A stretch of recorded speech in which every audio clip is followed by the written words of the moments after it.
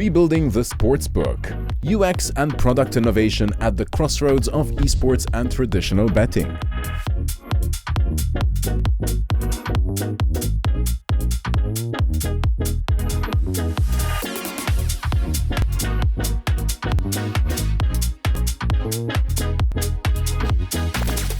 Hello, everyone. Thank you for being here. Thank you for this panel of experts. Thank you, Glenn. Thank you, Ivan. Thank you, Adam, for being here. May you please start with a brief introduction of yourselves, where you're working, and what you're doing. Go ahead, Glenn. So, hi, I'm Glenn Debattista. I'm CEO of BetStarters. We are a platform provider, right? We offer turnkey and white label solutions for emerging markets. Obviously, being CEO also means getting invited to these panels and also to some fancy dinners. Well, that's one of the perks, right? Hello, my name is Ivan. I'm CEO of AusPokies. It's a casino review website in Australia. And before I work in the GGBet at eSports operator, so now I'm happy to be here to discuss our topic. Hi everyone, my name is Adam. I'm the Business Development Director for BetConstruct here in Malta. For those of you who don't know what BetConstruct do, we're a full platform provider. We also have our in-house games, live data feed, so it's a full 360 suite solution. Thank you. Perfect. Glenn, I'm going to start with you. Let's talk about some platform adaptation challenges that this intersection, right, of traditional sports bettors and esports enthusiasts brings. From your B2B perspective at BetStarters, how are operators adapting their platforms to serve both traditional sports bettors and the emerging esports audience? Yes, I mean, over the years, we understood as operators and platform providers that there's no copy-paste solution, especially from the traditional sports book onto the esports, right? What does it mean? It means that the user is completely different. You have a traditional sports book player who's more into maybe data analysis, statistics, and all this kind of information. So they usually want to delve into much depth before they actually can place their bets. Yep. On the other hand, you have the esport user, maybe the Gen Z, who are more used to the Twitch and TikTok kind of quick gratification and anything, excitement that comes within a few seconds. Precisely. So yes, what they're doing, basically, they're adapting one for the traditional sports book and one for the esports. And the esports needs to be more Twitch, TikTok oriented, whereas the traditional sports book, for traditional sports bettors, it's more like having an Excel or Google sheet where you can analyze all the data accordingly. Yeah, and I see Ivan and Adam nodding. Adam, I come to you. BetConstruct, as you hinted, just in case people are unfamiliar with this, you offer comprehensive technology solutions, right? From your perspective, what are the technical challenges when building systems that need to handle both traditional bettors and an esports audience? So carrying on from what Glenn said, I think they're two completely different worlds. So esports and sports are two different animals. But what I can say from what I see from our product teams plastered on their whiteboards is that the three main challenges are always speed, scalability, and reliability. So all of those three things have to work hand in hand together. Yeah. Ivan, I come to you. With your background in both, as you said in your introduction, both traditional and esports betting, what are the differences in behavior that operators need to understand? The behavior of the players, of course. Yeah. Actually, the difference between the traditional sports bettors and the esports bettors are very differently. So for sports, they usually make their picks before the match started. They do some stats, analyzing, and then waiting until it's out. But esports fans don't want them. That's They want to be in the middle of the action. They watch Twitch with friends, they chat in Discords, and they want to be in the micro moments, like who will kill the first blood, who will take the first round, who will kill the Roshan. And this is totally different emotions. And if your product is not following this pace, you will lose them instantly. Yeah. Glenn, traditional sports books have been around for decades. But now we're seeing apps that look and feel completely different. What's driving this user experience revolution from an operator's perspective? It's completely user-driven. As we were saying before, it's all on the new generation, especially the way they are brought up with the Twitch and TikToks of this generation. They are used to that kind of UX at the end of the day, right? So us, platform providers, sportsbooks, we need to adapt to this kind of new kind of users. They are basically what drives the need for that kind of UX. It's not what we want, it's what the user wants at the end of the day. And that is what we need to accommodate. Can I ask you a follow-up question to this? How do you research this experience? Well, the research as such always comes from the actual users, right? Yeah. You get the feedback from the users. I mean, if something is working really well, you get the feedback right there and then on the actual product. And that is the best kind of research that you can do by actually getting practical results rather than just theoretical examples of what you might think that worked or what you might not think works. Yeah. Adam, I have to refer to BetConstruct's Spring Builder X. It's designed as a drag-and-drop solution for operators. How important is customization flexibility when operators are trying to appeal to both traditional bettors and eSports native users? I mean, I think nowadays it's almost critical to have a flexible platform. I mean, I've sat on the other side when a platform isn't very flexible, and it's a nightmare to be able to deal with because you're coming up with new ideas, but you're stalled from the get-go. So being able to sort of customize your own solution to how you want it, to be able to tailor it for your own hunters or bettors, both for your traditional side and your esports, it's a no-brainer. And I think most of the platforms nowadays are all quite flexible, and the drag-and-drop solution compared to what we've been used to maybe 10, 15 years ago when everything was hard-coded into the front end is, I studied web development, so it was a big kick in the teeth that technology almost doesn't Are exist you anymore. applying anything that you studied? Just the trail thought, because everything else, the practicality behind it has changed so much in such a short space of time that it's interesting to see what the future will bring even for that space. Yeah, we'll be coming to that, don't worry. Ivan, we might say that esports audiences grew up with gaming interfaces, something that was totally alien to me when I was growing up. Not that I want to give away my age. How has this influenced the gamification of betting platforms? And where do you see this going? Yeah, sure. As someone who actually was an esports player before, and before I started working in the betting, I want to say that sportsbooks should be a part of the game. And for example, in the GGBet, we add the PKM mechanics for CSGO players, and this feel like in majors, where the players used to know these mechanics very well, and this is exploded. And for me, it's where these scenes are headed. So not just like static odds, but adding the quests, levels, leaderboards, and this kind of stuff that drive totally different emotions. Yeah. And it's still like a betting, but players feel that they playing another game layered on top of the match. Sorry, I was distracted by by this new technology.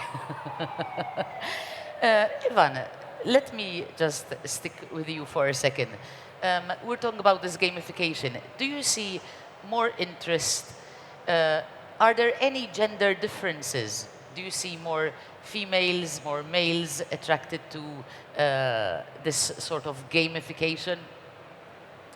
Yeah, so basically, if we talk about 15 years ago, 20 years ago, esports was purely for the men's, young Yeah. men's who play this. And if you talk about the last 5 years, something like this, yes. So I can say that more and more young girls start playing, and actually the mechanics should be adapted for them as well. Exactly. Adam, BetConstruct, correct me if I'm wrong, handles over 70,000 live matches monthly. Is that correct? Okay. I did my research well. What are the biggest technical challenges in delivering real-time betting experiences, especially for fast-paced esports matches, right? I think you mentioned it in the first question about the speed, scalability, and reliability. Precisely. So I mentioned that those three are critical, and if one of them fails, ultimately, from a technical point of view, we know what went wrong. But then the repercussions to that is that we've lost the player. And when we mentioned as well that they're two different worlds, it's a new generation. They're not patient at all. They don't want to wait. So second one of those things drops, it has repercussions tenfold. Yeah. Has micro betting how does micro betting come into this, if at all? I'd better pass that on to the technical guys next to me. Would anyone like to take this? About micro betting? Micro betting. Wow, it's a tough question, Okay, maybe for another time, right? Ivan, I'll stick with you. From a user experience perspective, how do you design interfaces that can keep up with the speed of esports while still being intuitive for the users? Yeah, esports match, it's moves insanely fast. For example, Counter-Strike round is stripping 2 minutes.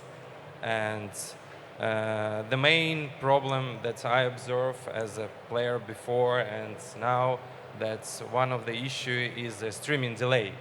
When you watch something on the Twitch, you watch something that's already happened. Yeah. And the odds already shifted before you even tip on it. So what we have done, we change the interface and make it lightning fast, like one-time bets and super clear signals when the markets are closed or changed, with no confusion to the bettors. And this something is where the player feel that they still in control, and the trust is everything to keep the bettors to still play. Yeah. I think this issue of trust, it has been discussed previously. I think it's crucial, and especially with younger players, I think there is even more awareness about what platforms they play on, and trust plays a very, very crucial role here. Absolutely. Thank you, Ivan. Yeah. Managing live environments. Glenn, how do operators balance this excitement of real-time betting with the need to manage risk, particularly in volatile esports matches? Yeah, I mean, at the end of the day, look, the user, that's what he wants. He wants the excitement of the live betting, which is, yes, let's say it's probably the most fun they can get from this experience. And it's great for them, but from an operator point of view, obviously, they need to balance it out, because the markets are fast, volatile, and this can lead to, obviously, dangerous situations. Yes. In fact, nowadays, it's almost impossible to do the risk from a manual point of view. And in fact, there are many AI-driven tools that can help out with this regards. So what is the solution? It's a smart balance, right, between the excitement, yes, keeping full excitement, but at the same time balancing it off with the right tools in order for the operator not to lose money at the end of the day. And just as you mentioned money, we have to talk about monetization, right? Ivan, let's continue talking about money, shall we? Yeah, it's a beautiful topic, you know. Yeah. How are platforms changing revenue streams while improving user experience? Yeah, actually, for me, formula is pretty simple. So, Listen carefully. yeah, more fun. It's mean more time on the product, and it's like a beneficial for the both sides. So, adding the quests, like personalized promos, and the features that works for us as well. It's a smooth transition between the betting and casinos, and this kind of thing that boosts and revenue is exploded, Yeah. because this kind of thing that make the user experience pretty good. And I suppose that you don't have to make the trade-off between the user experience and the money, because if you're doing the fun, the money follows. Yeah, yeah. Everyone likes when revenues explode, as you mentioned.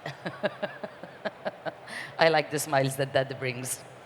Adam, how important is having a comprehensive platform when operators are looking to maximize revenue per user? I think it's, again, quite important. Following on from what Ivan said, you know, everyone wants to maximize their revenue, and the more products you can put on, quality products that you can add to your platform, the better. So we're not just adding products for the sake of it now. As we mentioned as well, we're also adding gamification features, new loyalty engines. These are all not relatively new sort of products and services, but they're the flavors that we're pushing now. Yes. So that we get these new additional revenue streams, and we're not just banking on, you know, our sportsbook product or our casino product, our live casino. There are always new areas where we can improve, and it's not just tailored for our industry. You know, we see it with Netflix as well. The previous panel was mentioning it. Yes. You know, Netflix isn't just a streaming app anymore. It's much more than that. Precisely. Would you say that the user is much more at the center of the design of the whole thing, right?